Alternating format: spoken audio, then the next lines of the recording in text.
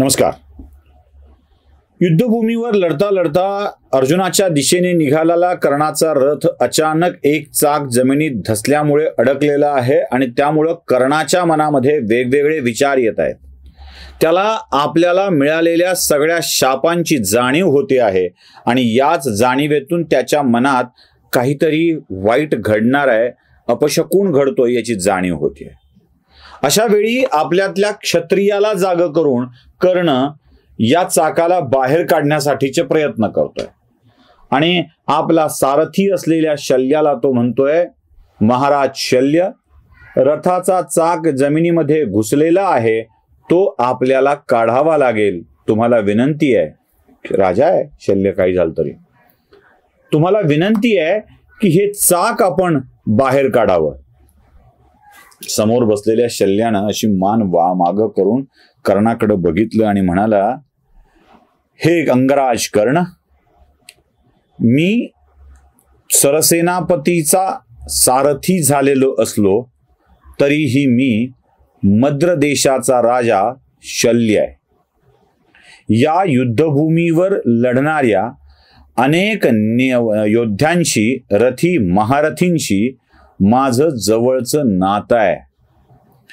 नात्याने मी समोर लढणाऱ्या योद्ध्यांचा मामा लागतो. तसं माझं दुर्योधनाशीही नातं येतं. आपण तर फक्त सरसेनापती आहात. एका सम्राटाचं काम रथ चालविण्याची जबाबदारी दिलेली असली तरी रथाच्या खाली उतरून रथाचं चाक काढणे हे एका राजाचं काम असत नाही. हे माझ्या प्रतिष्ठेला हानी करणारं आहे, बाधा पोचविणारं आहे.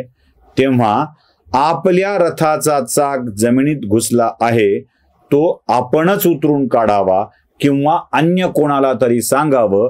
मद्र देशाच्या राजाला जमिनीत घुसलेला चाक बाहेर काढणं शोभा देत नाही. शल्याचं हे उत्तर ऐकून कर्ण जरासा गडबडलाय. सरसेनापती झाल्यावर त्याच्या मित्रानं म्हणजे दुर्योधनाने त्याच्या रथाचं सारथ्य मद्रनरेश शल्याकडे सोपविताना जे वाक्य बोललं होतं ते त्याला आठवू लागलंय. दुर्योधन म्हणाला होता, हे अंगराज, हे मित्रा, तुला आजपर्यंत या वेगवेगळ्या राजांनी सूतपुत्र म्हणून हिणावलं आहे, सूतपुत्र म्हणून तुझ्यावर राग धरलेला आहे. आता तुझ्या रथाचं सारथ्य करण्यासाठी, तुझा सूत होण्यासाठी मी एका राजाला नियुक्त करतोय. आता हे फारच अभिमानास्पद वाटलं होतं त्यावेळी कर्णाला. म्हणजे माझ्या रथाचं सारथ्य शल्य करणार आहे याची जाणीव त्याला झाली होती. पण आपल्या मनात आलेला विचार हा किती तकलादू आहे याची जाणीव सुद्धा त्याला होऊ लागलेली होती. कारण शल्याने सातत्यानं कर्णाचा उपमर्द केलेला होता. म्हणजे कर्णाने गर्जना केली युद्धभूमीवर की शल्य म्हणायचा, काय बेडकासारखा डराव करतोय, अरे तिकडं बघ, गर्जना त्याला म्हणतात, अर्जुन करतोय ती आहे गर्जना, खरा योद्धा तो. तुझ्या या अशा बोलण्याने पांडव घाबरतील असं तुला वाटतंय का? अरे तुझ्यात शक्ती ती काय? एक तर मुळात तू चुकीच्या बाजूने आलायस, मलाही फसवून रस्त्याने बोलवत सगळी व्यवस्था करून आणलेलं आहे. मी शब्दात अडकलोय, तसा तू तरी शब्दात अडकलेला नव्हतास ना. पण तुझ्याच्याने हे होणार नाही असं सातत्याने शल्य त्याला सांगत आलेलं आहे, सातत्याने शल्य त्याला सांगत आलेलं आहे. आता शल्याचं हे बोलणं ऐकून कर्ण जरासा आधीच नर्वस झालेला होताच, आधीच नकारात्मक त्याच्या मनात भाव आलेले होतेच. आता अचानक चाक जमिनीत घुसल्यावर शल्यानी हे माझं काम नाही सांगणं हे कर्णाला अजून त्रासदायक होतं.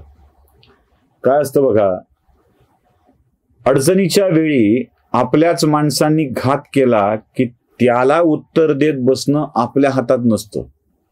फार फार तर राग करता येते, चिडचिड करता येते. आपल्या घरी कसं होतं बघा, कामाच्या वेळेला आपण आईला मदत न करावी.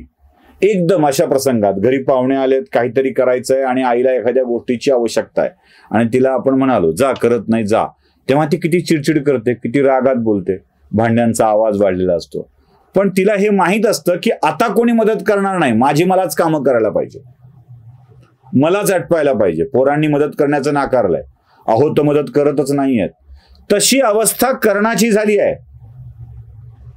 चाक काढायला आपल्या सारथ्याला सांगतोय. खर तर सारथ्याची ती जबाबदारी आहे, कर्तव्य आहे. आपला रथ अडकला असेल, त्या रथाची दुरुस्ती करून त्याला परत कामात आणणं ही सारथ्याची जबाबदारी आहे. पण सारथ्याची जबाबदारी स्वीकारलेला शल्य कर्णाच्या रथाचं चाक जमिनीतून बाहेर काढायला तयार नाही, कारण त्याला उतरून चाक बाहेर काढण्यात कमीपणा वाटतोय. इथे कर्णाला रथाच्या खाली यावं लागलंय. शल्यावर चडफडाट करत आपलं धनुष्य रथामध्ये ठेवून रथाचं चाक जमिनीत घुसलेलं काढण्यासाठी कर्ण खाली उतरलाय आणि ते जमिनीच्या भेगेमध्ये अडकलेलं चाक एकटाच ताकद लावून काढण्याचं काम करतोय. ते असं अडकलंय की ते निघायला तयार नाहीये. जेव्हा चाक काढतोय त्याला पुन्हा पुन्हा त्या धरत्रीचा शाप आठवतोय. तू माझ्या पोटात घेत आलेलं अन्न काढून दिलंय ना, तुझंही चाक या जमिनीत काढून तुला मरावं लागेल. त्याला त्या गायीचा शाप आठवतोय, त्याच्या लक्षभेदी बाणांनी मारल्यावरती, की तूही असाच मला असहाय्य अगतिक बेसावध क्षणी मारलाय ना कर्णा, तुझाही असहाय्य अगतिक आणि बेसावध क्षणी मृत्यू होईल. कर्णाच्या डोक्यामध्ये वाक्य घुमू लागलेत.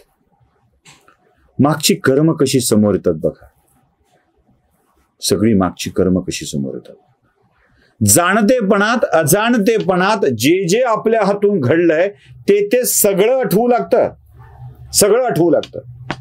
म्हणून काहीही करा, पण कर्म करताना एखादी गोष्ट आपल्या हातून घडत असताना जाणीव असू द्या की या कृतीचा कोणावर निष्कारण नुकसान तर होत नाहीये ना, मी करत असलेली कृती कोणावर अन्याय करणारी तर नाहीये ना, अशा काही जीवांचा घात करणारी नाहीये ना, याचा विचार करायला हवा. मदत करायची असेल तर कशी करावी. मग अंगराज करणं, एखाद्या मुलीचं तूप जमिनीवर सांडलंय तर तिला तूप देऊन मदत करू शकला असता. जमिनीवर सांडलेलं तूप किंवा दूध जे काय असेल ते असेल त्या कथेत, ते काढून पिळून त्या मुलीला देण्याचा आणि मदत केली दाखवण्याचं काम करणं नव्हतं. मदत करायची होती तर तिला वेगळं सांडलेलं तूप द्यायचं आवश्यक होतं. कारण जमिनीवर पडलं ते जमिनीचं झालं, जे जमिनी घेतलं ते जमिनीचं झालं. इथे गडबड झाली आहे. लक्षभेदी बाण मारताना, आणि प्रत्येकाला शिक्षा मिळाली, फक्त कर्णाला शिक्षा मिळाली असं नाही. आठवा, रामायणात दशरथाला मिळालेली शिक्षा. कळलं नाही, पाणी प्यायला आलेला मृग समजून त्याच्यावरती बाण मारला आणि तो श्रावण निघाला. श्रावण बाळाच्या आई वडिलाचा शाप दशरथाला भोगावा लागला. प्रत्येकाला ही अशी चूक केल्याची शिक्षा मिळाली आहे. कृष्णाच्या पुत्राला सुद्धा अशी शिक्षा मिळाली आहे, सांबाला. त्यानं आपल्या पोटात मुसळाचा पुढचा भाग घातला आणि गर्भवती झाल्याचं, स्त्रीचं वेश घेऊन गर्भवती झाल्याचं सांगितलं आणि ऋषीच्या समोर उभा राहिला आणि ऋषींनी शाप दिला. काय आहे ते माहित नाही, पण यात जे आहे ते तुझ्या कुळाचा नाश करणारा असेल. आणि त्याच मुसळाची येळी त्याच्या कुळाचा नाश व्हायला कारणीभूत ठरली आहे, लक्षात ठेवा. ज्यानी चुका केल्यात त्या प्रत्येकाला या चुका भोगाव्या लागलेल्या आहेत. त्यामुळं कर्णाच्या गतकाळातील चुका सुद्धा त्याच्या आयुष्यामध्ये भोगायला कारणीभूत ठरणार आहेत. त्याला आठवू लागल्यात सगळ्या चुका आणि तो रथ काढतोय, रथाचा चाक बाहेर काढतोय. आणि त्याच वेळेत भगवंत अर्जुनाला सांगतायत, अर्जुना हीच ती संधी, हीच ती वेळ साधावी लागेल. नमस्कार.